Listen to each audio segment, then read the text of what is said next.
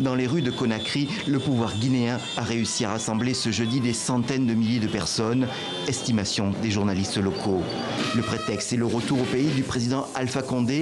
L'administration est mobilisée, les préfets sont mobilisés, la police est mobilisée pour la promotion de troisième mandat. Vous ne pouvez pas me dire que M. Alpha Condé ne veut pas. Un barrage routier dans le centre de Beyrouth, ce jeudi matin encore. Maintenir la pression pour faire table rase de la classe politique. Les plus déterminés n'ont pas quitté la place. Les manifestants, je pense, n'attendent rien de ce discours. L'establishment a perdu sa légitimité depuis le premier jour de la révolution, parce que c'en est une. Le problème, c'est que le Hezbollah, qui s'est porté garant de cet establishment, est dans l'incertitude.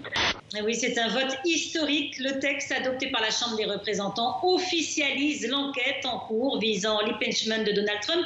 Tous les démocrates ont voté pour, sauf deux modérés qui se trouvent dans des districts conservateurs, mais aucun républicain ne s'est joint aux démocrates. La majorité conservatrice montre un front uni derrière le président américain. À l'issue de ce raid mené dans la nuit de samedi à dimanche, il ne reste plus rien de l'ultime cache du chef de l'organisation État islamique. À compter du 1er janvier 2020, les immigrants économiques devront démontrer leur connaissance des valeurs québécoises avant même de s'installer au Québec.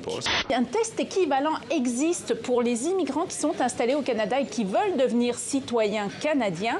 Et le Premier ministre François Legault y a fait référence à de nombreuses reprises pour justifier la mise en place de ce questionnaire au Québec spécifiquement.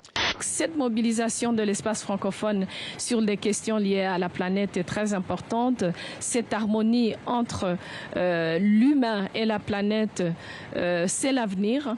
On ne peut pas faire autrement que d'être complètement connecté à cette nature toute puissante, à cette terre-mer, à ce ciel qui est là tellement qui nous enveloppe.